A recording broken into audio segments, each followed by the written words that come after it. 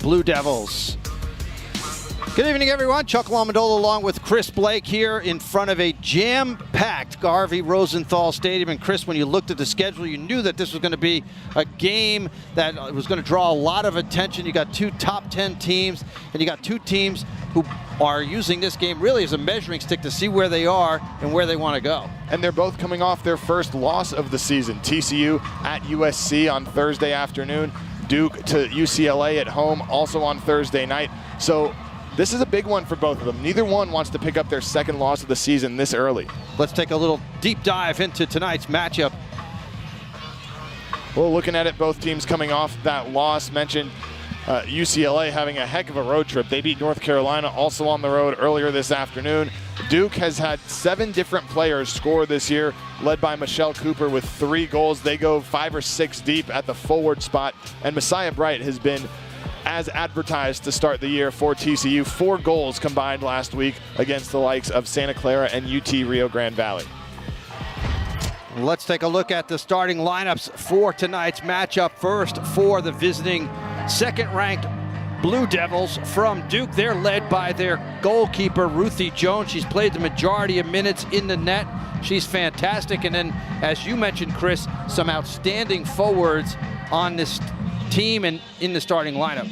Yeah, and we talked about being led by Michelle Cooper up top with 3 goals, but we'll see a new face get her first start for the Blue Devils this evening. Karina Laguerre missed some time representing the U.S. Under-20 Women's World Cup team, also dealt with an injury, getting her first start tonight. For TCU, their lineup looks like this, as Eric Bell will send Lauren Kellett back into the net. She has struggled against USC, giving up a couple of goals, but normally she has been outstanding for TCU. A name that's missing from this lineup that you may be thinking, where is she? Gracie Bryant, injured, not able to play tonight. Should be able to play, hopefully, next week. But for right now, they're going to keep her out. Nothing serious, but they want to keep her out. As we were told, had this game been a playoff game, they probably would have been able to get her out there. But no sense in risking it in a non-conference game, even one as big as this is. TCU in the black, Duke in the white here tonight. So in place of Gracie Bryant tonight, we're seeing Michelle Slater get the first look at that midfield position. Now, both of these teams very similar in style. They both like to build out of the back and try to possess the ball. And it's the kind of game with the amount of talent on the field here today that could come down to a mistake here or a turnover there that leads to an easy goal for one of these two clubs. They do not give up a lot of goals under normal circumstances. Well, and they've both been very accustomed to playing high-level matches over the last couple of weeks. We've talked a lot about early in this season about TCU's non-conference schedule, starting with a lot of Power 5 schools, plus Santa Clara, an outstanding soccer program as well. The Frogs just went on the road, as we talked about earlier, and took on Southern Cal. Duke, on the flip side, has played the likes of UCLA on Thursday. They have a home game against North Carolina coming up. The Tar Heels not part of the Blue Devils' ACC schedule this year. The conference has too many teams for everyone to play each other each season, so they keep that rivalry alive by scheduling them in the non-conference when they don't fall on the ACC slate. So for Duke, it's UCLA, TCU, North Carolina. Tough stretch. Played out into space, a wide open opportunity for Duke early in this game, trying to make a run into the corner. That ball is sent across and cleared by Shaylin Hubbard. A dangerous run down the right side by Delaney Graham, the graduate and the fastest player on this Duke team, and she was able to get around the defender back there for TCU, and the first really good solid chance of the game comes for the Blue Devils early in this match.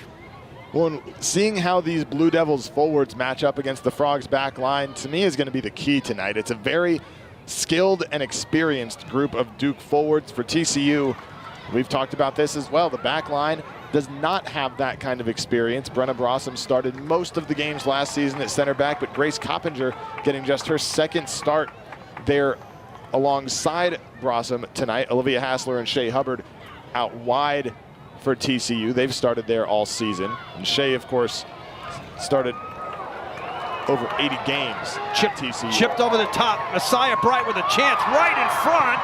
And that one is cleared away from traffic right in front of the net. Bright doing a great job inside the 18 to maintain possession, but here comes Duke on the counter. Looking for some help and run off the ball momentarily. And then that shot hit Shaylin Hubbard. It'll be a corner for Duke. And a nice diagonal run that time made by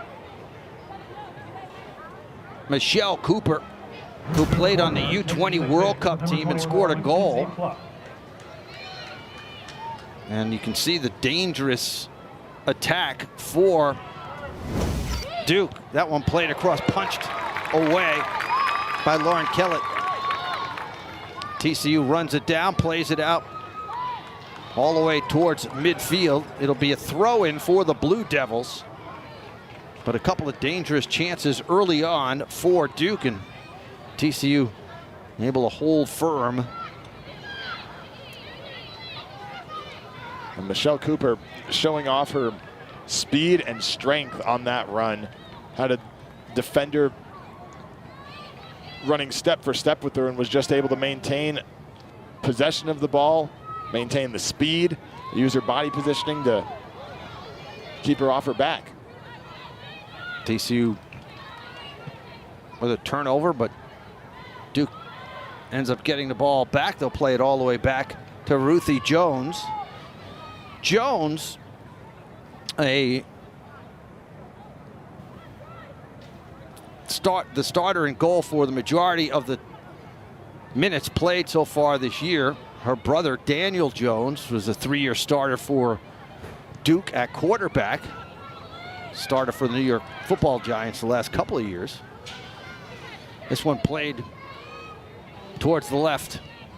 Cooper, who does a masterful job with the ball at her feet. And one of the good things that Duke is really good at is when they have the ball at their feet, of maintaining possession. They have very soft feet. And whoever controls possession, that's going to be the story in this one.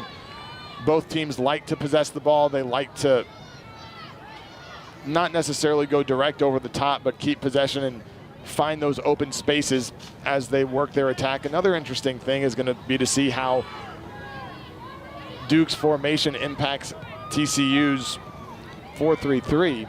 Duke plays a 3-back set, so a little more on the attacking end for the Blue Devils. This one played inside the 18, trying to play the through ball all the way to Julie Hannon, or check that, to Mackenzie Pluck, one of the quicker players for Duke. Throw into Michelle Cooper. Pluck came in to the Duke game against UCLA on Thursday night as a substitute. As Coach Robbie Church said, he's rotating his forwards at this point in the year, and Pluck just made a huge difference for the Blue Devils, initiated a ton of scoring opportunities. And again, you can see the speed from Delaney Graham. Good job by TCU to win the goal kick. Frogs spreading it out. Peyton Cruz with space, plays it up the right side. TCU with an overlapping run, service into the box, and it's caught by Jones. Frogs had Lancaster attacking off the back post. A good ball there from Seven Castaigne, the freshman from Draper, Utah. She had her first career start against Wisconsin. Has played some big minutes so far for TCU. The Frogs have done a good job of getting some of their talented freshman class into a lot of these early matches. The early season injury to Skylar Heinrich has kind of necessitated that in some cases, although these freshmen, even in the match and a half that Heinrich played, came in off the bench and looked like they could keep up with the D1 pace. Turnover. by TCU. Duke trying to hurry things in transition. Through ball played to the outside. Seven Chastain does a good job of marking Nikki Chico.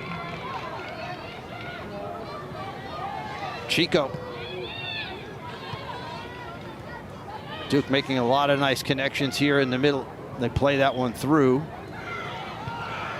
Peyton Cruz plays it to the outside. Seven Chastain sends it forward.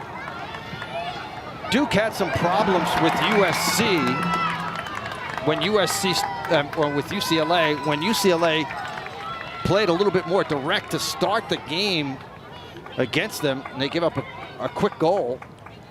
So it'll be interesting to see if TCU tries to do the same here early on. And that first goal for the Bruins came on a PK. Player dragged down in the box, resulted in the early penalty kick that Ruthie Jones was unable to get the stop on.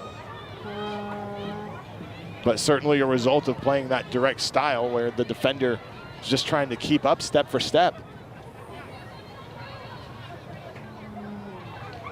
Peyton Cruz plays it to the outside. TCU trying to get something going in the midfield. They try to build the attack here, but Duke with the turnover, trying to make the quick transition, but that pass a little errant. Peyton Cruz lost possession momentarily.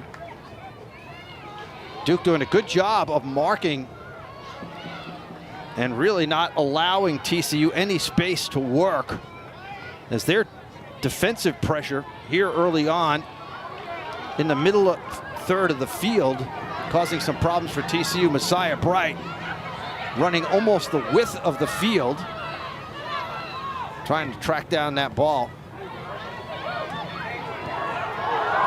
TCU going for a little bit of a give and go, and there's going to be a whistle and a foul as Nikki Chico call for the foul as she dragged down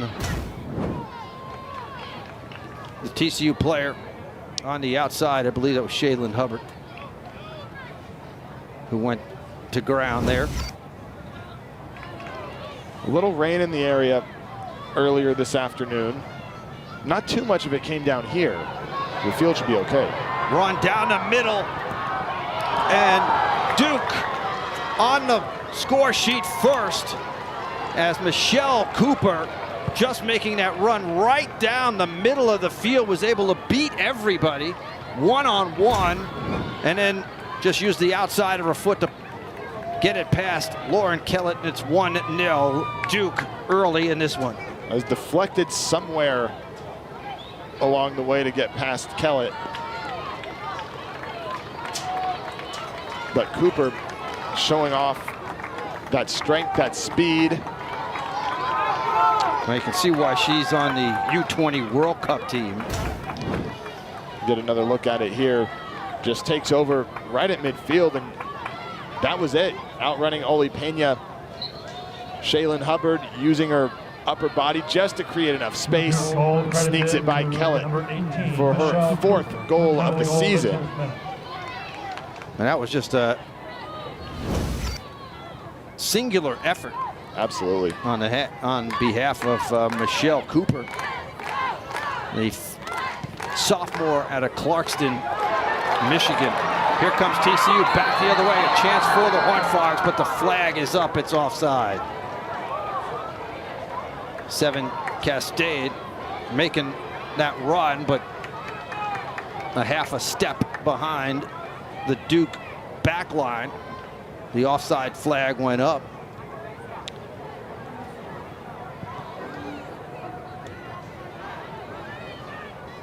Now with the 1-0 lead, Duke is going to probably try and maintain possession as part of their game plan anyway. But now that they have the lead,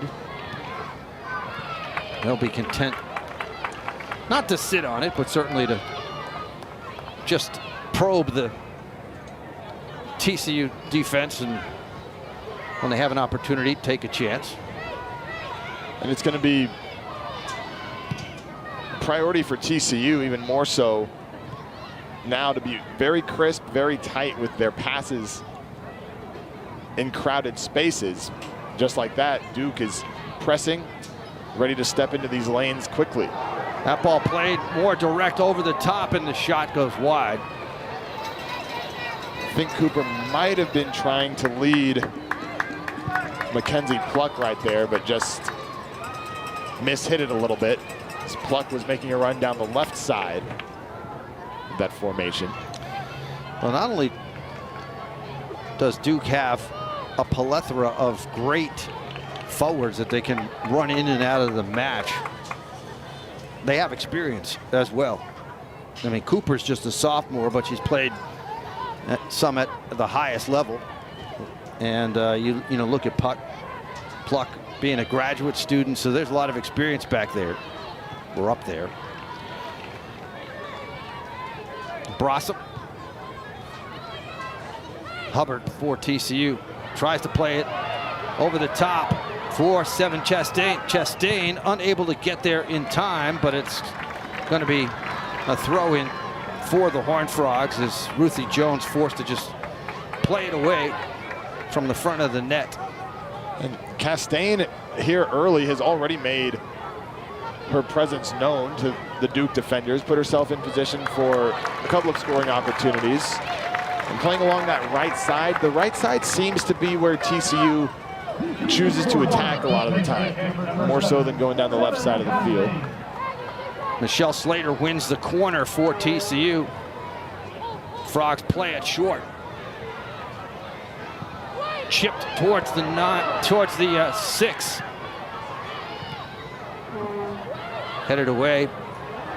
Frogs with a good opportunity here as they had an attacker looked to be open inside the 6 there. That was Grace Coppinger, the freshman. Got her first start against Rio Grande Valley in the starting lineup here today. Like she might have had an opportunity, but the ball just a little bit out of her reach. Might have been the best opportunity so far here in these first 14 minutes for TCU. Olivia Hasler was also in the area, but the ball came down just out of her reach.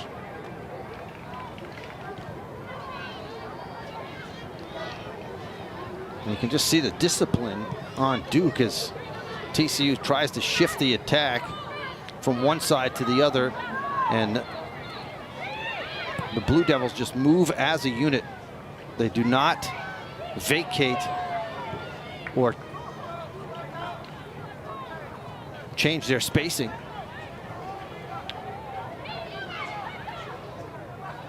Blue Devils content to hang on to the ball.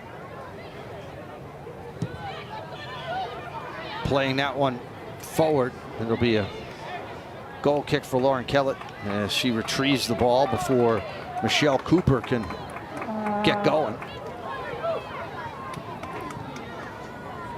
One of the things noticing early for TCU is that Peyton Cruz is coming back frequently to play along the back line, almost at times looking like one of the 2 center backs alongside Brenna Brassa, with Coppinger going out wide a bit more.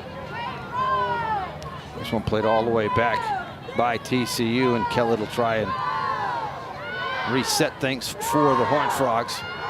And Cruz' experience, patience with the ball at her feet could just be sort of a calming presence for a younger group of center backs as she takes a touch here. Not getting flustered as easily when this dangerous Duke attack is putting pressure. Slater with some space, taking up the room, plays it wide. Hubbard chips it to the middle, a header just wide. Good service to 7 Chastain, but unable to get it on frame. And a good look for Chastain. Nice cross from Shaylin here. Just unable to direct it towards the net. Ball in a good position. Just unable to get it to come down. A couple of chances over the last few minutes for TCU. Cooper wins the throw-in. Cooper with the only goal of the match so far.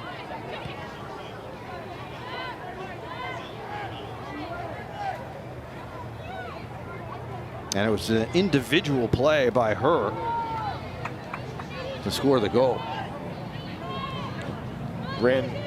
Took the ball from the center line all the way to the net. Turnover here by the Blue Devils. TCU in transition on the attack. Messiah Bright triple teamed momentarily. And as we've seen, Chris, over the first month of the season, whenever the ball is at Messiah Bright's feet, she's going to draw a lot of attention. And that's going to make it incumbent upon her teammates to make themselves dangerous enough and enough of a threat where opponents cannot take bodies away from covering the likes of Cam Lancaster and Seven Castaigne, Gracie Bryan when she's in there, and Skylar Heinrich when she comes back. Make those other attacking type players have to be marked and leave Messiah with a little more room to operate. Grace Coppinger call for the foul on Michelle Cooper. Here comes the Blue Devils. That one crossed dangerously and headed away by TCU. Shaylin Hubbard coming all the way back, but Frogs not able to get it out. Slater. Blue Devils back on the attack. This one's played by Lancaster to Messiah Bright. Bright trying to make a run down the left side. Cut off by Jenna Rosen. And Messiah Bright will win the corner. Rosen, a graduate defender out of Toms River, New Jersey, able to get back and did a good job. You can see her experience. She didn't try to go right at Messiah Bright. She just cut the angle off and stopped the run. And a tough spot for Messiah to be in as well, since it was off of a turnover. Not a lot of bodies for her to play with to send the ball to. Seven Castaigne sends it into the box. Headed away by Duke. TCU. Nice job by the Frogs. And a great stop made by Ruthie Jones. A dangerous ball.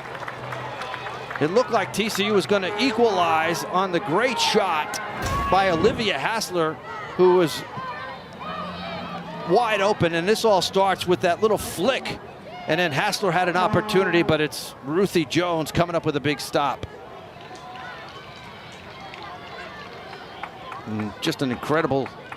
Hassler, that was on frame, able to keep it on there. We've seen that to be problematic for TCU at times this year, especially that first week of the season, getting shots off but not on frame. Hassler able to direct that one inside the post, but Jones made the diving stop to keep this a 1-0 game.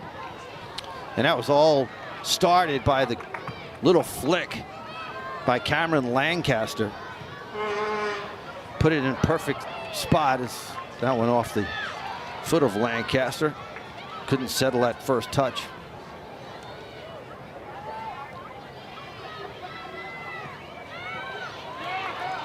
Hubbard does a nice job of taking the ball away, but unable to make a connection with Messiah Bright. And Duke will play the ball all the way back. Now, Duke certainly controlled the first couple of minutes of this match, but the pressure being put on over the last few minutes by TCU, trying to equalize. Olivia Hassler, the great opportunity just a moment ago. Substitution for Duke. Olivia Migley will check into the game. Nikki Chico coming out. Bailey Brewster in for Katie Groff.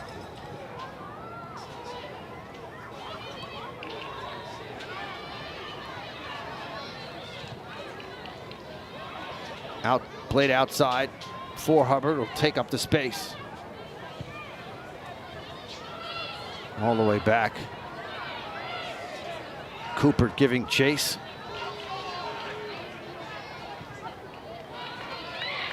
And pressure being put on here by Duke. Brossum. A good job by TCU, basically just to play keep away here and force Duke to drop back. More direct play as this ball is sent over the top, but a little too much pace on it, and it allowed Ruthie Jones to get there. Talked about what UCLA was able to do against Duke by playing more direct like that. TCU, for the most part so far, has kept to its usual attacking strategy of taking the ball out wide and sending in crosses, but we'll see if, when the opportunity presents itself, if the Frogs try to take more shots like that. Certainly pressuring Kellett up high here by the Devils forwards. Another run down the middle by Duke. Migley, who just checked into the game, making that run. And there's a foul by Brossum. Let's see if they call this inside the box or just outside the box. Looked to me like it was just outside the 18. And it was not outside by much. Very close. As Mackenzie Pluck knocked down by Brossum, and it's going to be a free kick from essentially 18 yards and 6 inches away from the goal. Sophie Jones gonna take it. Jones with a good strike, but right at Lauren Kellett. She had Cooper making a run, but Cooper was on the backside of Kellett. That one didn't quite get across the 6 all the way.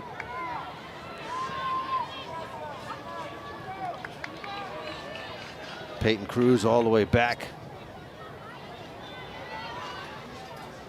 As you mentioned, Chris kind of helping out, almost like an extra defender. I think that experience with the younger players playing center back today for TCU. And that might have been the change that TCU made after that run down the middle by Cooper that netted the goal. Here's another run right down the middle, and slipping and falling. Talked about on the attack was Pluck. Talked about the rain in the area earlier today. Field might be a little more slick than it is for a typical match. And the humidity has stayed up, although the rain has gone away. No chance of rain for the remainder of the evening, but it did rain a little bit here, and we've seen a number of players go down. That's a foul. That foul will be called on Olivia Migley as Lancaster went to ground. Migley, the junior out of Haymarket, Virginia, and went to the apropos Battlefield High School, since one of the famous Civil War battles. Yep. Hard to go anywhere in Virginia without running into a Civil War battlefield. And certainly Haymarket, one of the bigger ones in Western Virginia. Again, TCU trying to play a little bit more direct. Lancaster making a run, and it's cleared away from trouble. The Frogs will have a throw in, but maybe a little bit of change of strategy here by Eric Bell to try and play a little bit more direct. Lancaster's throw in went right to the feet of the Duke defender, but the Frogs will get another throw in out of it. But a whistle and a stoppage in play here. I'm not quite sure what the stoppage is about. Got one of the Duke players walking off over to the bench. That's Karina Laguerre, who made her first start tonight. Daniel Radford, the referee, blowing the whistle will allow her an opportunity to get off the pitch. And Devin Lynch, who started against East Carolina,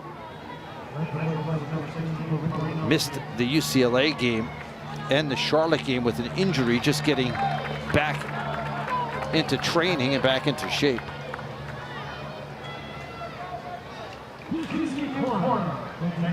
corner coming up for TCU.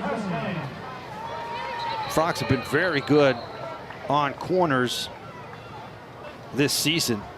4 out of 5 goals that they scored against UT Rio Grande Valley were on set pieces, and 3 of them came off of corners.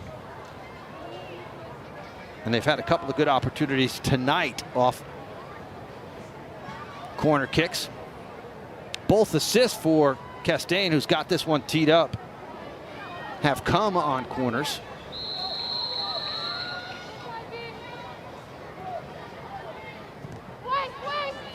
Played short. Comes all the way back to Castaigne, who chips it in towards the 6, but it's knocked away by Duke. Again, played over the top.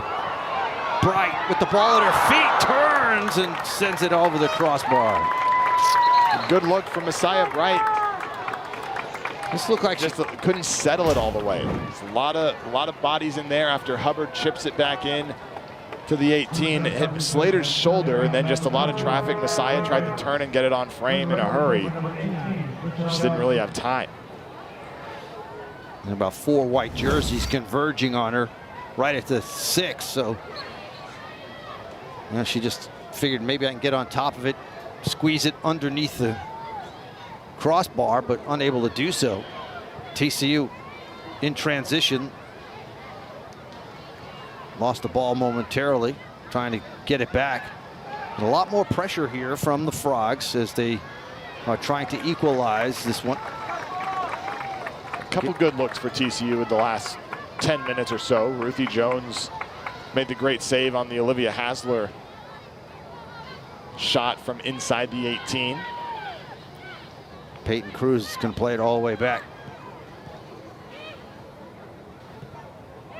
Cruz plays it up the right side. Turnover at midfield. Here come the Blue Devils. Pluck trying to play it inside to Kat Rader. It's Rader looking for some space, playing it back. Rader, the number 5 prospect in the country coming out of high school. Didn't start the game, but she's in there now. She's really good with movement off the ball. Turnover by TCU. Lancaster trying to work her way through traffic, able to get it outside to Messiah Bright. But Bright unable to settle it. Now Bright trying to get around.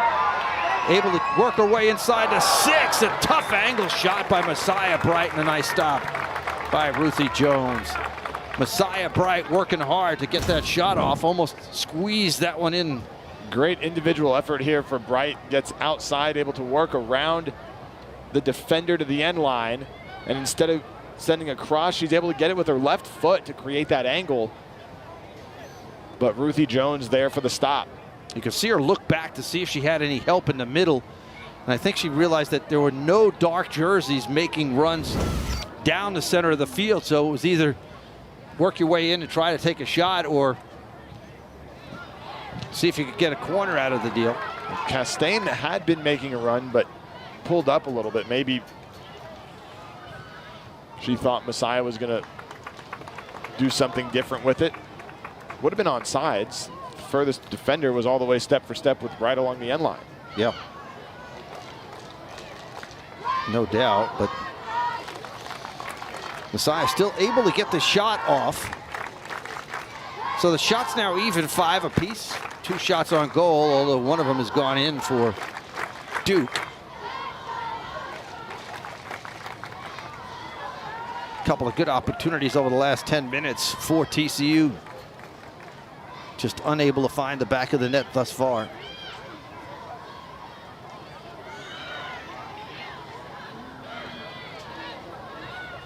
Lancaster plays it in the middle. TCU will try and switch the attack, plays it way outside. Actually, that's Lancaster out there to the right.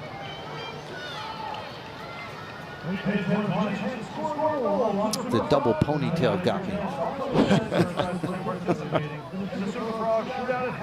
As you can tell, it's tough sometimes to see the numbers on these black uniforms because they're outlined in red.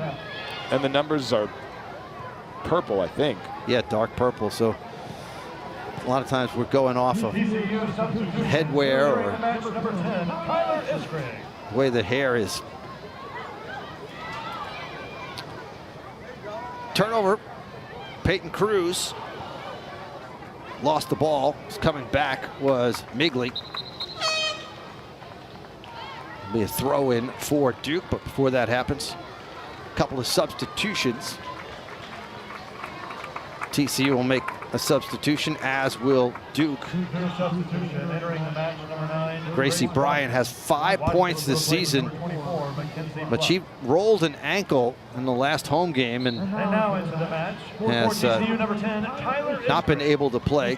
She has 2 goals and assists so far this year, but out of action here tonight. And again, we talked to the coaches and they said, you know, if she had to play, if this were a playoff game, she would play. But there's no sense in pushing it right now. Let her, you know, fully recover. Pluck is out. Another chance for TCU. Shot. And another stop by Ruthie Jones. Oli Pena with a dangerous look there for TCU. Here, stop, able to get around the defender enough to create a little bit of space, working on Emily Royson. Jones has allowed a little over a goal a game so far this season. Both of these keepers outstanding. The goal that Duke has, there was not much Lauren Kellett could do with it about it. It was just a great run by Michelle Cooper of Duke. Great individual effort, and it was 1v1, and Cooper used the outside of her foot to get it past Kellett. She was able to deflect it, but not slow it down enough. The goals that were given up against USC, one of them was on a similar play. USC hadn't attacked the ball. The defender for TCU came back. The ball deflected off of her and went right to a wide open player who was able to put it in the back of the net. And then a little bit later on, a service into the box just glanced off a shoulder of a USC player and in the net. And before you knew it, it was 2-0 USC. Messiah Bragg will get a break here. She's put a lot of miles on the odometer already in this one. Been very busy, active up front for TCU. Lauren Memely checks in for her. Tyler Iskrig also recently into the game, as is Kennedy Klontz. So some of that young speed in the match for TCU. Played up the right side, but nobody there for the Blue Devils. And TCU will play it back and try to build something out of the back.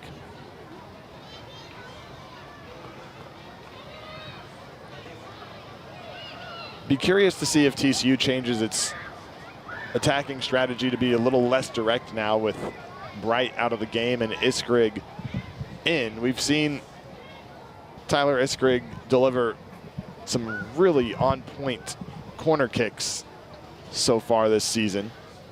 Yeah, both of her goals coming off corners. One of them just went right in.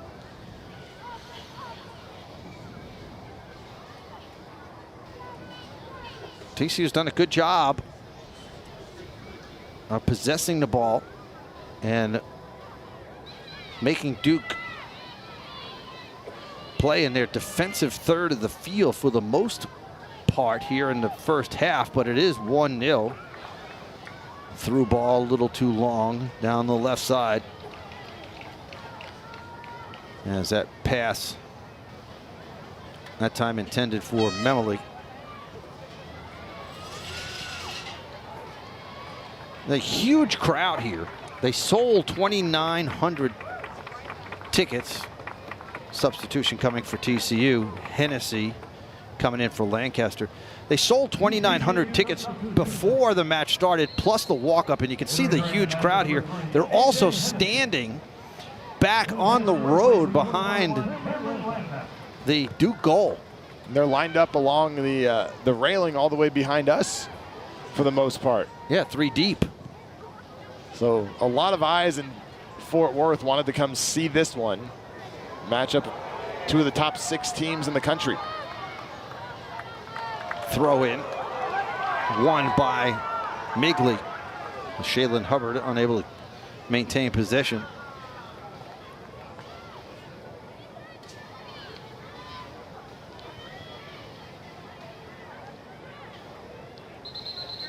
Certainly a hot ticket on a Sunday night here. And the weather cooperated. This game was originally scheduled, as you get a look at some of the folks literally sitting on Berry Street.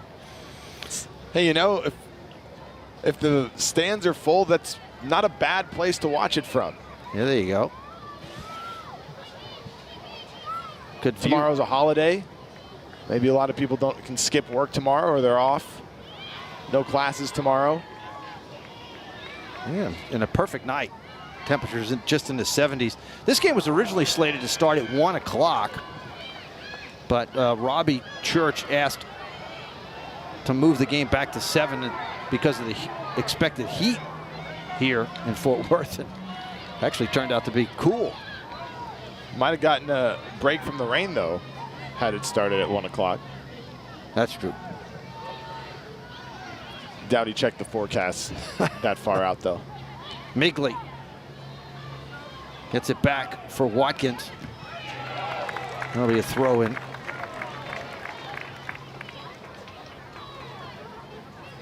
When you look up and down the Duke roster, one thing that stands out is that the players are from all over the country. Watkins from California. They have a number of California players. Texas, North Carolina, as you would expect, New Jersey. One of those teams in college soccer with an outstanding pedigree. It's not a regional program by any stretch. Migley trying to work around the defender, able to get the shot off. Kat Rader had it deflect off her. And it'll be a goal kick for Lauren Killett. Kat Rader's grandfather, Doug Rader, the former Major League Baseball player and manager, played for the Houston Astros for a while. I think it was on 4 or 5 different teams. TCU substitution. Entering the match, number 15, Megan Riley. Megan Riley checking in. Riley replacing number 12, Michelle Slater. For Michelle Slater.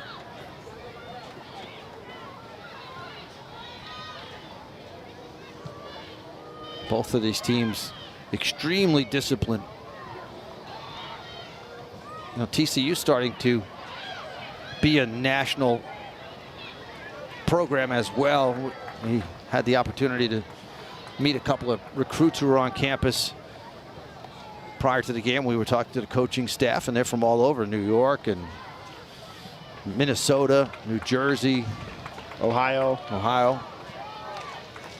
You look up and down the roster, certainly a lot of kids from Southern California for TCU. You've got a couple from Florida. But it's also still heavily Dallas-Fort Worth because the club soccer scene here is so strong. Play to the outside. Pena chips it towards goal, but right into the hands of Ruthie Jones.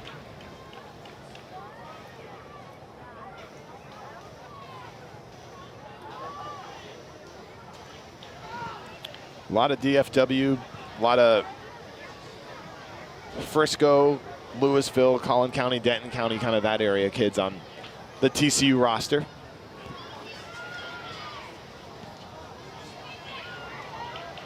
Turnover. TCU with an opportunity here. Play towards the middle. Frogs will try to switch the attack here to the outside. And it'll be a throw in for the Horned Frogs.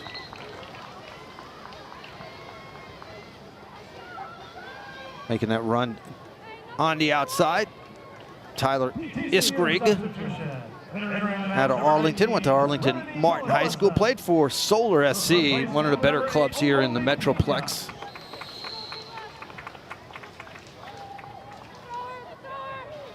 Remy Tollitson in for Oli Pena. Even though it's not a hot night, these teams have been running quite a bit. There's been some individual efforts where players have run the entire width of the field or long vertical runs as well. Nice move in the middle. Tried to play that through, but the defensive back line holding tight for Duke. Chipped over the top. Isgrig can't get to it in time. It'll be a throw in for the Horned Frogs. Well, TCU is, after the first 10 minutes or so, has really started to control the pace a little bit more. Looked like maybe at the start of the match, the Frogs came out a little amped up. One of the biggest crowds here. That's one of, if not the biggest match in, or at least home regular season match that the Frogs have played in the history of this program. Yeah, no question. So understandable for the juices to be flowing a little bit at the start of this one. And since that run that Cooper made to score the goal, TCU's done a good job of closing down the middle of the field for the most part. And part of that, you know, as we saw Peyton Cruz start to play back or fall back from her midfield spot and almost play as a fifth defender back there. Throw-in coming. Delaney Graham with the throw-in. And TCU will win throw-in here. Closing in on 2 minutes remaining in the first half.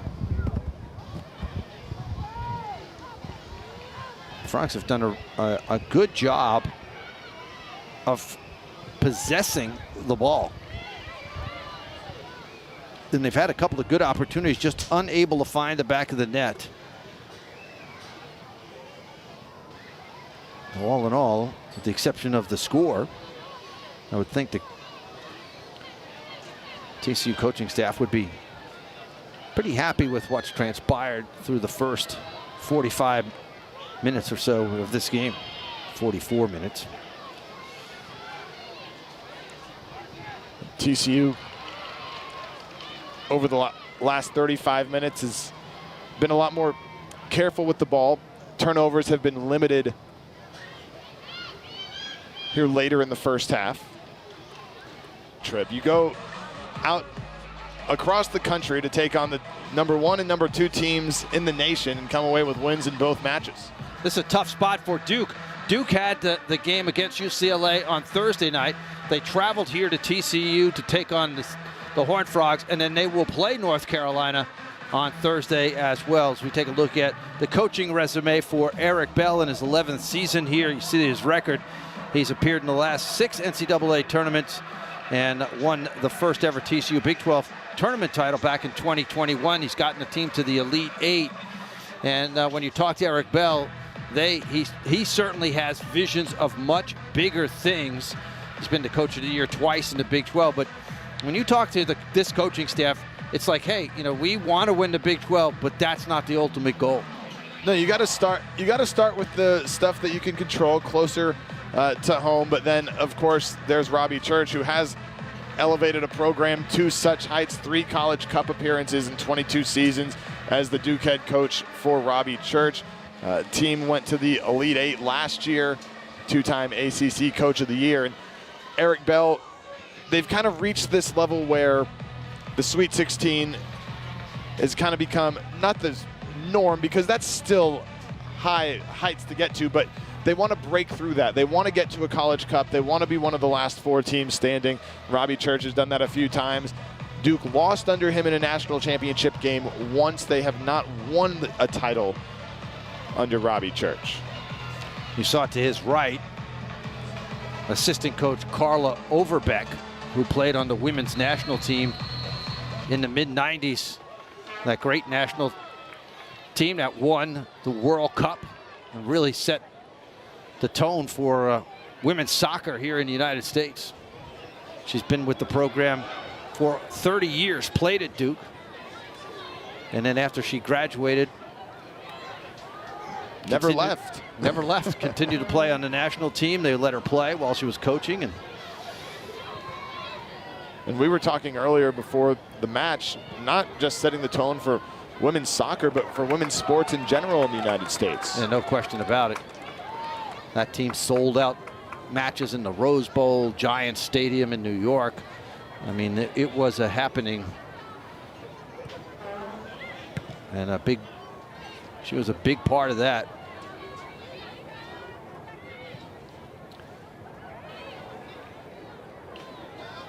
Emily Royson with the ball for the Blue Devils. Plays it to the right side.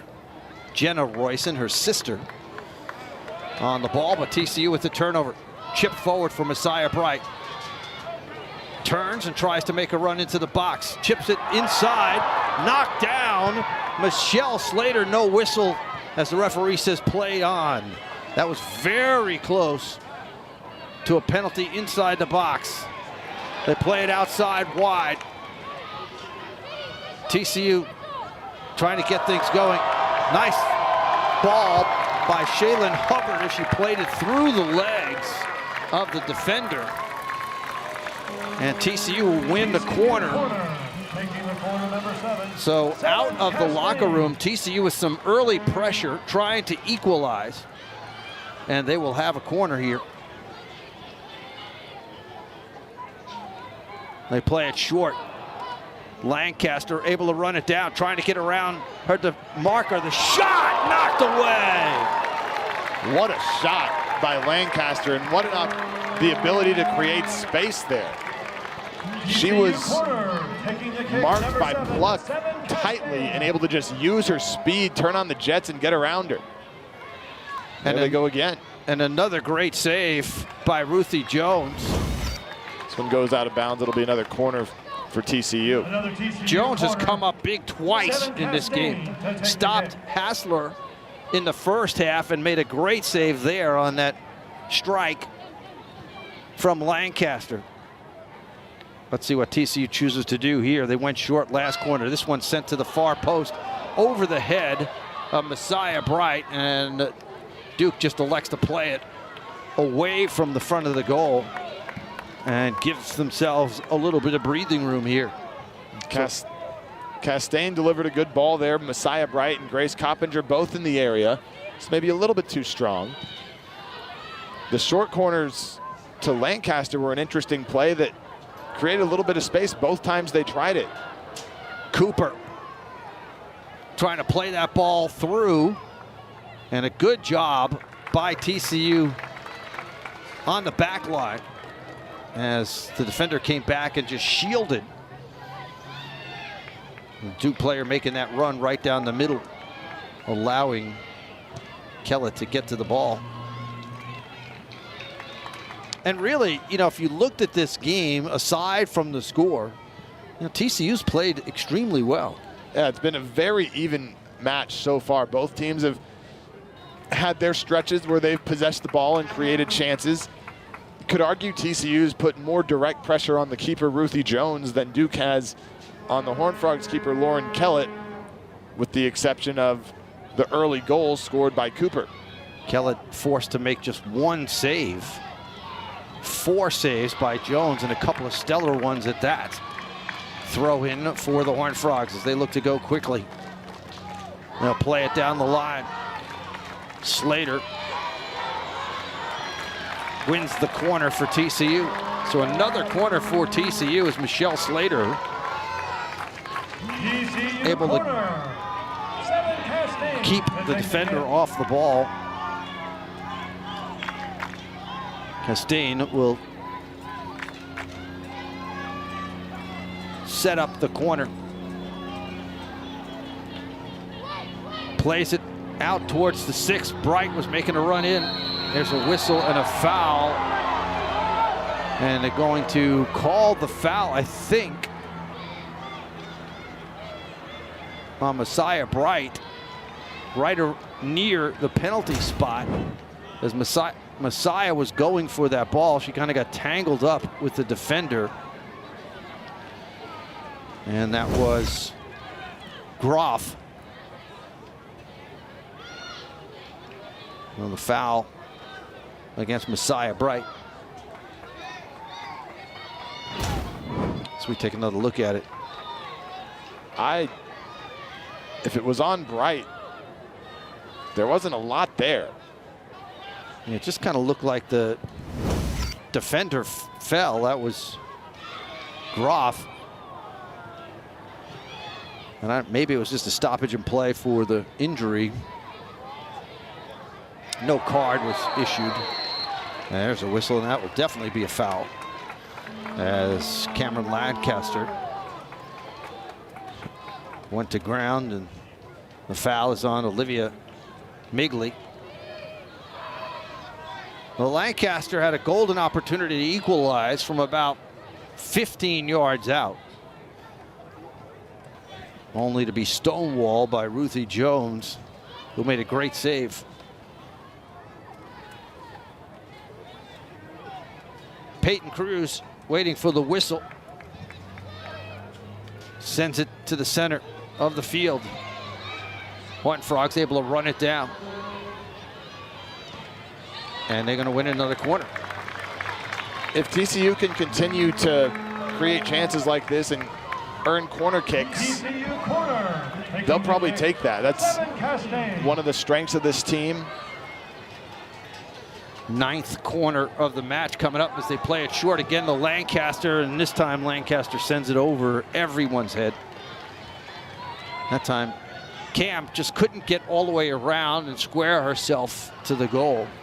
Really a concerted effort here early in the second half to get Lancaster involved in the attack. I think they feel like her speed can pay dividends. Remember, TCU without Gracie Bryant and Skylar Heinrich. A couple of big offensive players for TCU.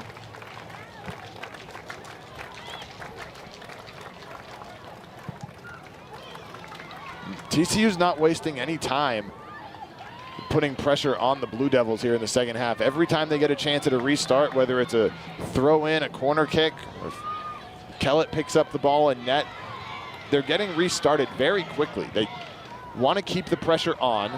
Probably don't want to get too late in the second half without equalizing. A turnover, and it's going to be an easy goal for Duke. And again, it is Michelle Cooper. And a big mistake by TCU as the Frogs, with this turnover, the ball just not played crisply back to Kellett. Coppinger trying to send the ball back to Kellett, just not nearly enough on it. Cooper easily beats the Horned Frogs keeper to the ball, sneaks it through for the easy second goal of the match.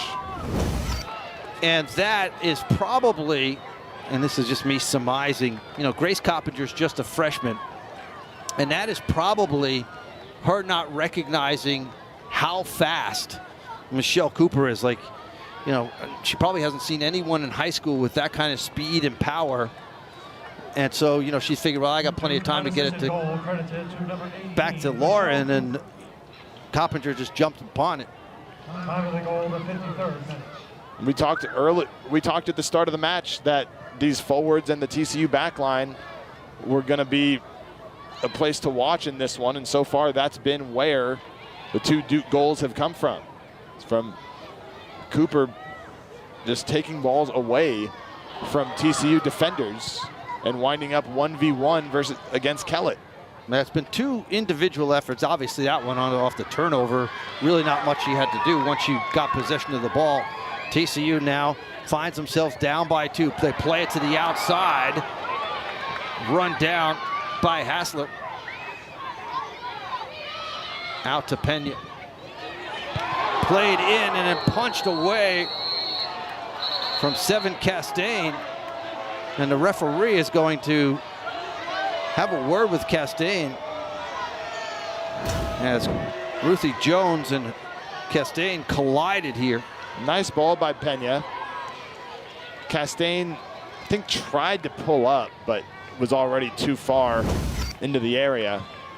Yeah, it didn't look like it was intentional. It looked more like she was running towards the ball, and then Jones kind of cut in front of her, and she was trying to pull up. But do have to be mindful in that space to give the keeper room to operate.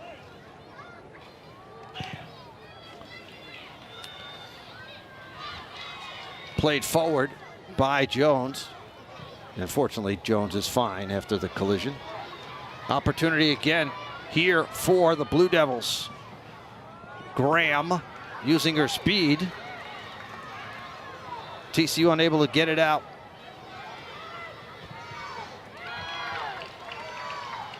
Sophie Jones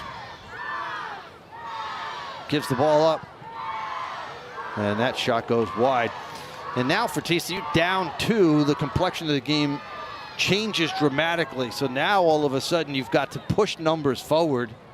And that leaves you open to a counterattack, which is really how the 2 Duke goals have come. So the Frogs need to find a way to be a little bit more aggressive. Push numbers up. You've got to try and find a way to get one behind Ruthie Jones, who's been outstanding tonight. It's been the mistakes on the back line for TCU tonight that have led to the 2 goals, and individual plays by Michelle Cooper, really. Michelle Cooper reported late this fall, missed the first game, didn't get to training early because she was playing on the U20 national team. Preseason first team All-American, and you can see why, as she has been a one-woman wrecking crew here in this match.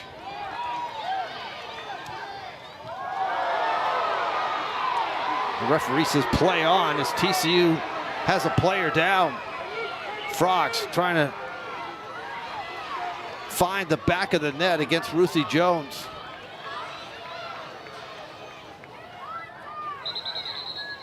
And now the whistle blows.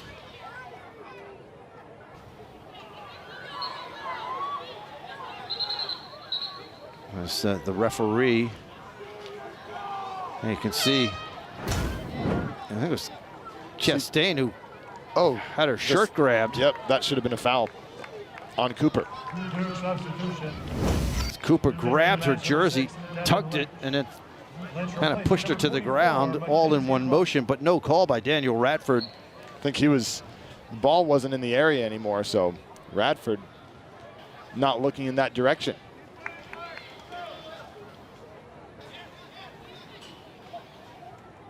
Devin Lynch comes in for Mackenzie Pluck as Duke makes some substitutions here.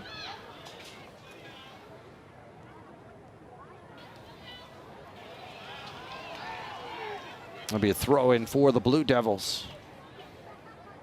Cam Lancaster had a good opportunity early in this half. Had a great strike, but again, we've seen a couple of really good saves from Ruthie Jones, the senior. And here comes Cooper one more time. Michelle Cooper trying to weave her way through traffic, leaves it to the outside. Making the run was Sophie Jones. Kellett has to fall on top of it. Again, talk about TCU getting the action moving quickly. Kellett distributing the ball in a hurry. But when you attack like this,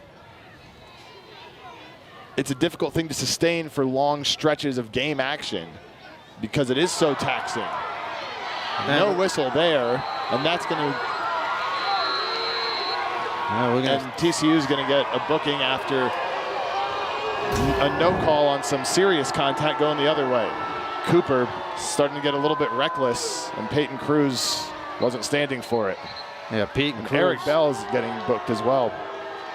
And rightfully so. I mean, you could see Peyton Cruz saying Lancaster should have been fouled. She pointed towards Lancaster, and then when the referee said play on, Peyton Cruz, doing what you would want from your senior, she was like, Cooper has now gotten away with contact, and not discrete contact, twice within the last few minutes. And now Ryan Higginbotham is pleading his case as Eric Bell has been carded, so he doesn't want to get another yellow card, which would force him to miss a match. So Ryan Higginbotham takes up the argument. He's not going to win it. Peyton Cruz booked, as was Eric Bell. That's Peyton's second card of the season. She got a red in the first match. Through ball blocked. Emily Royston able to stop that ball from making the play to the outside, and again it's Jones who steps in to haul that one down. Ruthie Jones, a senior out of Charlotte, North Carolina.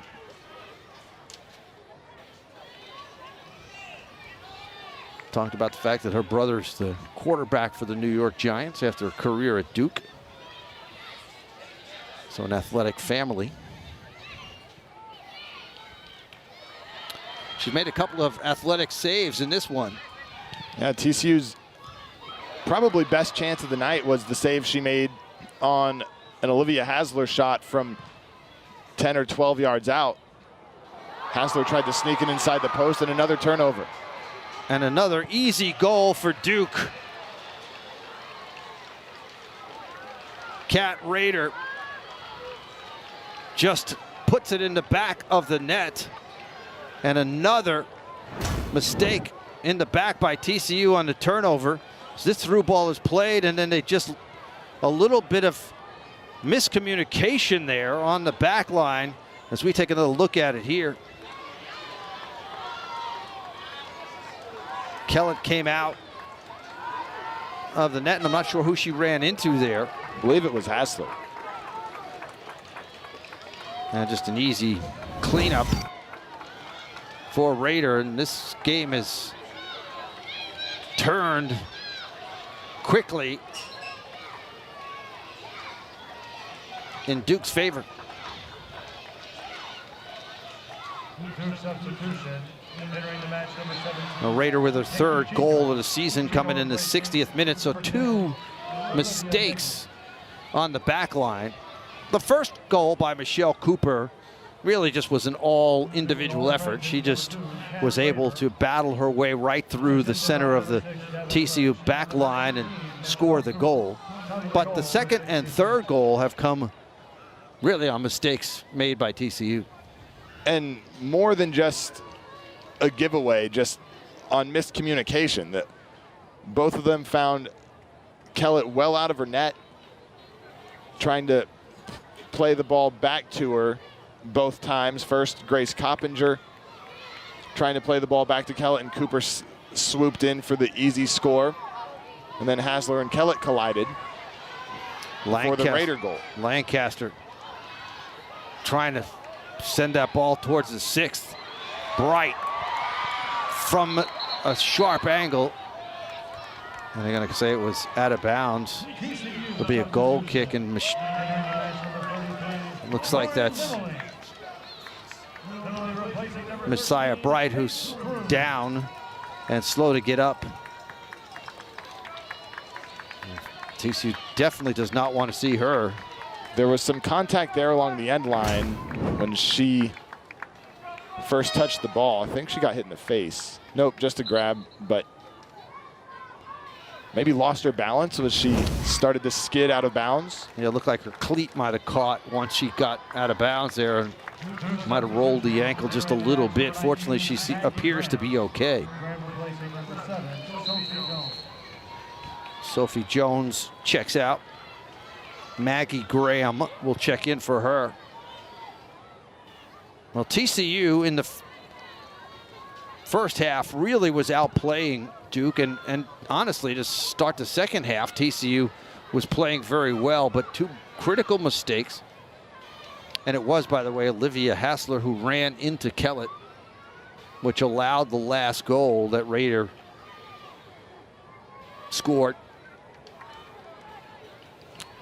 Cooper tallying the other 2.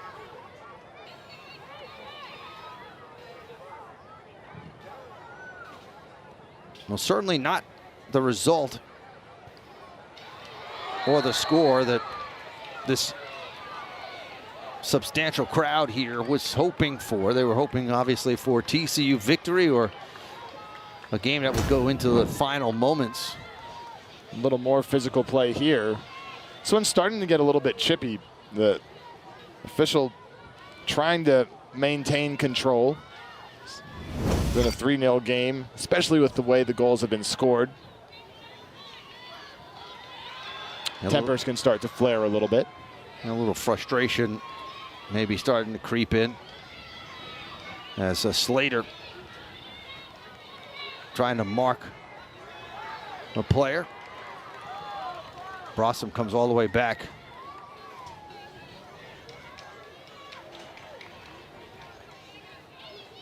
Well, for Duke, it's a bounce-back game.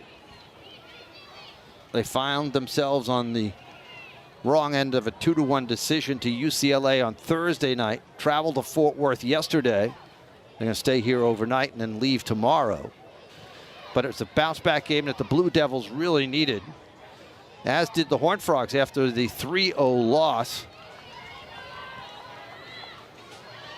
And I'm sure, you know, if you're TCU here, you would like to get on the scoreboard and score at least once to try and, you know, not have back-to-back games where you have a clean sheet.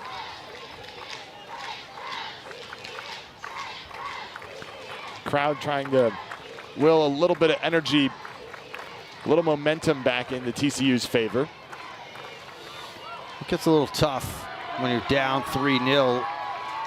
Great 1v1 defending there by Hassler. Let's take the ball away from Lynch. Duke content to play every ball back now. Under 25 minutes remaining in the match. TCU looking to try and get on the board here. They were held scoreless against USC. Nice little 2-man game. Give and go to the outside. Played for Lancaster. And it'll be a corner for TCU. Lancaster's made a couple of nice runs in this match. She's had a really nice second half. Created some dangerous opportunities. The shot on goal that forced Ruthie Jones to make a stop. Corner coming for TCU. Played towards the far post, headed away. The original touch was by Groff. TCU able to maintain possession. Slater run off the ball by Graham. And it'll be a throw-in for the Horned Frogs. Despite earning all these corner kicks, TCU has not had a lot of success in the air. Duke has gotten the first touch on the majority of these 50-50 balls. The Blue Devils have, without looking down every player's height on the roster, just looking into the box on those corners, Duke does have a bit of a height advantage in those situations. And TCU is going to win another corner here. That'll be the 10th corner of the match. Just one for Duke to this point. But as you mentioned, so far the Horned Frogs have been unable to capitalize on these set pieces. Number 10, Tyler Iskrig will take the corner, trying to swing it towards the inside. Settled, and there's the goal by TCU. It's Memley from just inside the 18 as she gets the Frogs on the board. It's now 3-1 Duke. Well, we talked in the first half about how dangerous Tyler Iskrig has been on corners. As we see here, it comes down into the box, settles at the foot of Memoli, somehow finds a lane. That was a great angle to see the number of bodies that one had to get through, but somehow Memoli sneaks it inside that right post and gets TCU on the scoreboard for the first time this week.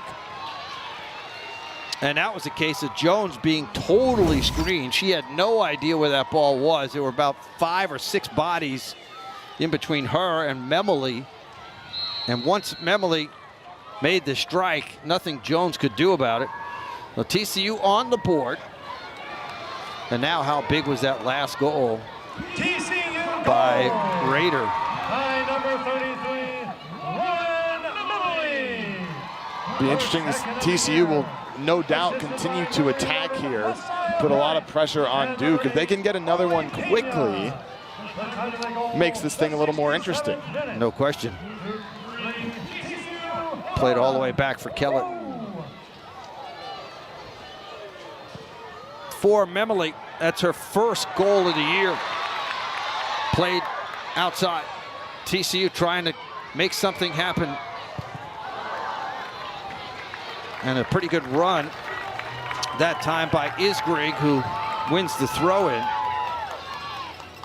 Isgrig trying to get around the defender. Now double team, she has to play it back. TCU trying to keep the pressure on. Ball played all the way back, and TCU will have to go back and collect it. Really can't say enough about the accuracy and with which Isgrig has delivered corners so far this season. Yes, no It's doubt. created a bevy of scoring chances for TCU through this first month.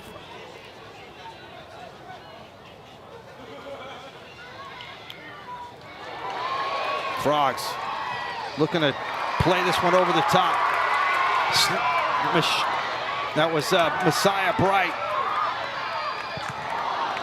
And a good job of coming out. Emily Royce, as TCU looked like they might have had a chance right in the middle again. Messiah Bright was able to play that ball right to the top of the 18, but Royson got there first. Lancaster using her speed to get around the defender.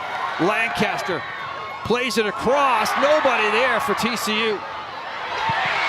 And again, some good opportunities for the Horned Frogs. Pena on the ball inside the 18.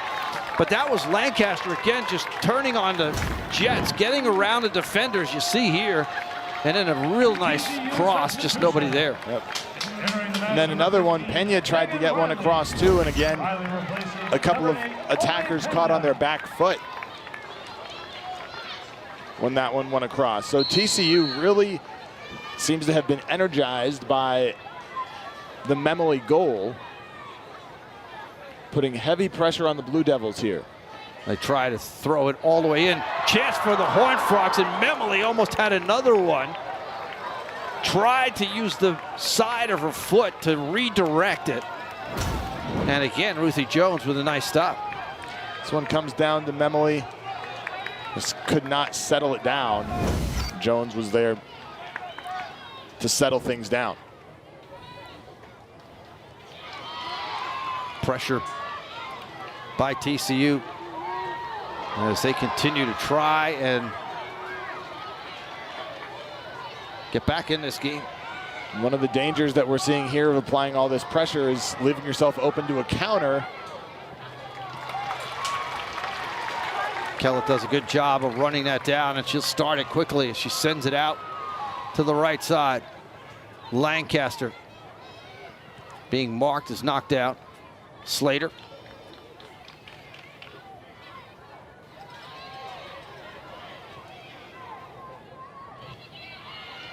Throw in for the Horned Frogs.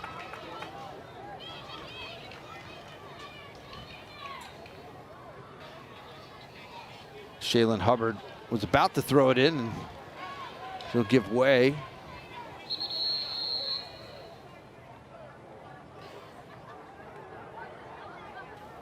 Whistle, and the referee had something to say to the TCU bench again. It looked like they were just giving instruction, but we obviously can't hear what's being said along the sideline. Ryan Higginbotham, the person getting a mouthful, and you can see Daniel Radford and Ryan Higginbotham. A little bit of a discussion there. Throw in for the Horned Frogs. Ball played all the way to the opposite side. TCU able to run it down first, but Duke comes away with it. TCU will have to play this ball all the way back, and a good choice here to spin out of the way. That ball was going to be played back by the Horned Frog defensive line, but they realized that Duke was right there to do what they've done twice already, which is make a play on it. And Duke forwards continuing to apply pressure even up to late in the second half. On all these balls that are played back, TCU normally will just, try to reset it. Here comes Messiah Bright trying to make a run. She's not going to get to it in time as Emily Royson, the junior out of Toms River, New Jersey, went to Toms River North High School. Able to get there before Messiah Bright could. Royson's sister Jenna also on the roster. Both of them in the starting lineup. Brenna Brossum all the way up from the back line. She has a long throw for the Frogs.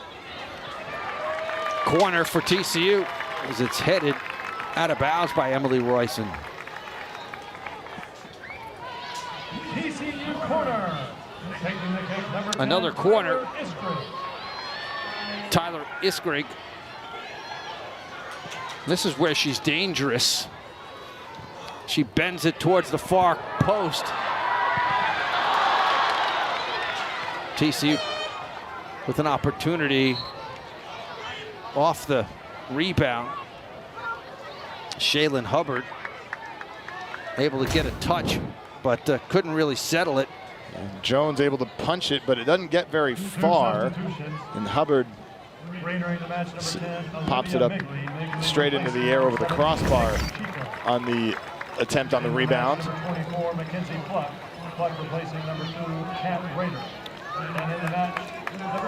Well, that's the experience of Ruthie Jones. She recognized that she was the only one who was going to be able to keep that ball away from the front of the net. There was too much traffic right in front of her, so she just threw her body in there and said, I want to try and punch this away. And even though she couldn't get it all the way out, it was problematic enough that TCU couldn't settle it and get a good strike on it. Lancaster tries to chip this one over the top for Slater.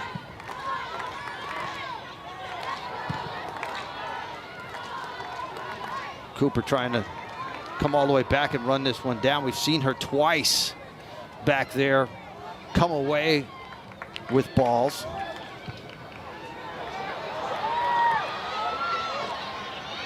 Iskrig looked like she thought she might be offside. Flag stays down. Iskrig has it taken away. Graham took it away, and now Cooper lobbying for a foul, and the fans letting her know they didn't appreciate the hard contact earlier. Played way outside for Lancaster. Lancaster settles, sends it in towards the sixth. Settled by Iskrig, but the flag is up. Iskrig with a good opportunity. Foul called on Bright as she went up for the header on that one. I thought the flag went up. I didn't even see a foul on Messiah Bright. I thought that was what they called. I think the contact there, yeah, it was definitely not offside, is what drew the whistle. Slater. Jones appeared frustrated with what her defense was giving her to work with as she distributed that one just straight out of bounds to the TCU bench. Yeah, she was running out of time and figured she better do something with the ball. Slater was right on top of her. Lancaster plays it wide, but nobody there. Isgrig was making a run into the box, or checked out, it was Hassler making the run into the box, and the ball went behind her. Oh, it's a throw in, and you can see now Duke content to let some time tick off the clock. Delaney Graham with the throw in. Horned Frogs have put some pressure on Duke. They've been able to score once. A couple of opportunities over the last 8 minutes or so. But TCU, if they want to get back in this one, need another goal quickly here to get themselves down by just the one score. Lancaster gets the ball through. Messiah Bright using her strength to get by the defender. Plays it to the 6. Lancaster trying to find a way around the defender. Plays it in the air, and a nice cross by Lancaster, but I don't know. Nobody there for TCU. I don't know how she got one to the spot where she did. Just lofted it over a couple of defenders and bent it out of bounds and really back across the end line. Yeah, when she struck it, I thought it's going to go on, land on top of the goal, and instead it curled back. But nobody there for the Horned Frogs. Turnover, and in transition, here comes Duke back the other way. They've been good in this spot. Long strike, but right at Kellett. And again, it was Cooper. Cooper doesn't get cheated. When she gets an opportunity, she's going to take a chance. And the pace with which she hits the ball is impressive. That one from distance had quite a bit on it. And she had some space to work with to let it go too. Just a really impressive forward, dangerous player for the Blue Devils. And you've got to credit TCU, regardless of whether TCU can find a way to score twice here in the last 11 minutes of this game, but you got to hand it to TCU. They got down 3-0. They have not given up. They have worked hard, trying to score and continue to put pressure on Duke. They have not given in to the Blue Devils. Oli Pena comes in for Michelle Slater. It's been a hard-fought second half by TCU for sure, despite the 2 giveaways that resulted in goals. Cameron Lancaster has played one of the best halves we've seen her play in a Horned Frog uniform. Cooper dangerous again. Cooper wants the hat trick. I mean, she definitely is one of those players who has a nose for the goal. And when she gets a little bit of an opening, she lets it go. Kellett wisely not touching that one, ends up with the goal kick. And that one played over the top.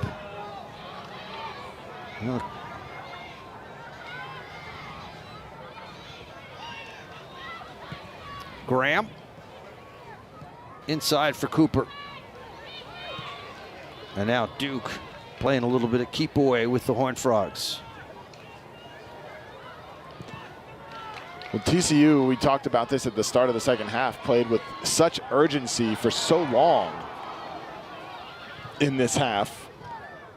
It's something that's difficult to maintain over the course of 45 minutes, but the Frogs have done it for 35. See if there's 10 more in them. Lancaster and Bright have both made some long runs in this game. Sent all the way across. Lauren Kellett will run it down. She'll have to play it at her feet, bring it back into the 18 before she can pick it up. But they've got to be tired because they've made a couple of long runs and had some good opportunities. And although it's not hot, it is a little bit on the humid side here. Now, moving this one to a night game turned out to be the right move.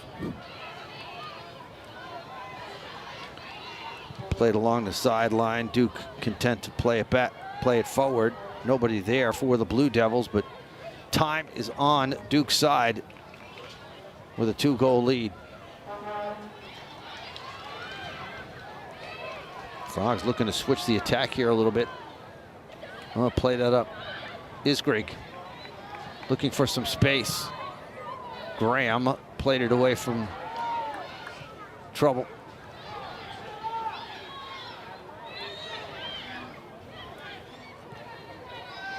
Now played all the way across by TCU. Lancaster trying to work her way around the defender, being grabbed. I think she just grabbed her arm. I was going to say, I can see it from here. Sophie Jones grabbing the arm of Cam Lancaster. Lancaster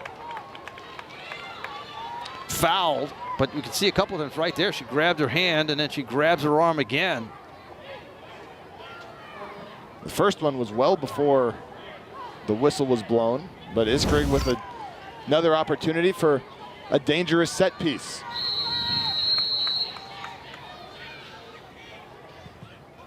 Bends it towards the goal. Nobody there for TCU. And you can see the experience of Ruthie Jones. Not only that the stop was relatively easy, but to just fall on the ball, even though there was no need to let a little more time come off the clock. Just a few extra seconds start to add up. Almost a turnover by TCU in the midfield.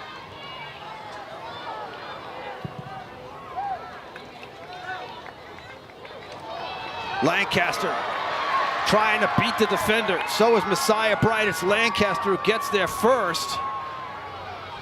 But a great job by Duke to get back. Katie Garoff somehow able to run down Cameron Lancaster. Bright was over there trying to create a little separation between the two players, and they all kind of arrived right at the same time. Michelle Cooper, outstanding with the ball at her feet. We've seen the damage that she can do, scoring twice in this game. And now Duke just trying to play keep away here.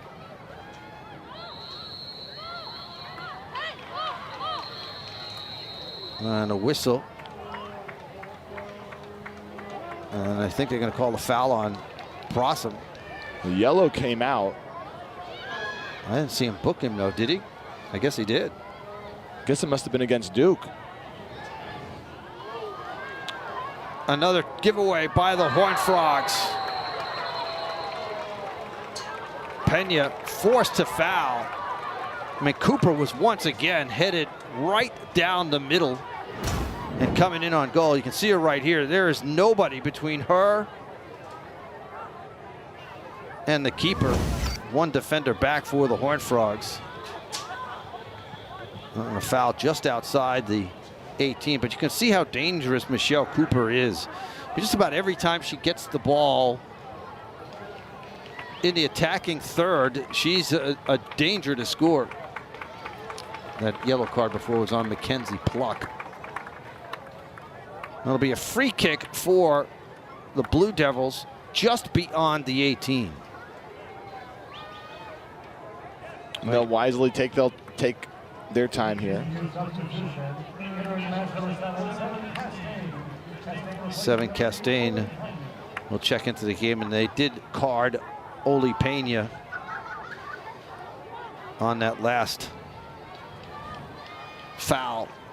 So Cooper lining this one up from about 19 yards away. And instead, it was taken by Groff. So they kind of used her as a decoy. TCU unable to get that one out. Finally playing it away from the front of their own net. That one right into the wall. And one of the TCU defenders got a head on it. Lancaster trying to play the through ball. Isgrig making that run as we take another look at the strike here. I believe that got Castaigne. who had just checked into the game. Throw in for Duke as we are under 5 minutes. So latter part of the second half, a little bit chippy. We've seen a number of yellow cards come out. As both of these teams playing very physical here. Another giveaway by TCU. And I think you see frustrations from both sides start to spill over. They both come into the year with very high expectations. Both teams coming off their first loss of the season on Thursday. For Duke, as we've talked about, to UCLA. For TCU, on the road at USC. So this one meant a lot to both of these teams to get things moving back in the right direction. And Robbie Church, the longtime Duke head coach, has a tough matchup coming up again with North Carolina. And he told us, you know, the importance of this game to them, that they really, really needed to, you know, wash the taste out of their mouth of the game the other day. He felt like his team didn't play very well for the first 20 minutes or so. And then he felt like they finally were able to get it together. And this game, they've been opportunistic and have taken advantage of a couple of mistakes by the TCU backline and turned them into easy goals. And right now, those 2 goals are really the difference in this game. That plus a couple of great stops by Ruthie Jones. Yeah, it's TCU's created its share of chances, but it's a experienced group of defenders for Duke. Experience in goal. Been able to keep the ball out of the back of the net, with the exception of Lauren Memoli's shot after it was already 3-0. And there's probably a pretty good chance that these two teams could see each other again further down the line when we get to postseason play. By the way, this is just the second time these two schools have ever met on the pitch. You have to go all the way back to 2000 when they played each other in Durham, North Carolina. TCU lost that match to Duke 6-0. That was in a different era of TCU soccer, before the Frogs had made a tournament, before they'd reached this new standard under Eric Bell. Big crowd still here. A new school record for attendance, 3,648. A lot of them dressed in purple will go home disappointed, but see a lot of blue mixed in there as well. See a few dozen more standing on the sidewalk on Berry Street and the top of that shot. Clock winding down to 1.5 minutes remaining. Duke will come away with the victory here tonight. They'll improve to 5-1 on the year. TCU will drop to 3-2-1 on the season. We've mentioned Duke's next game against the Tar Heels a few times.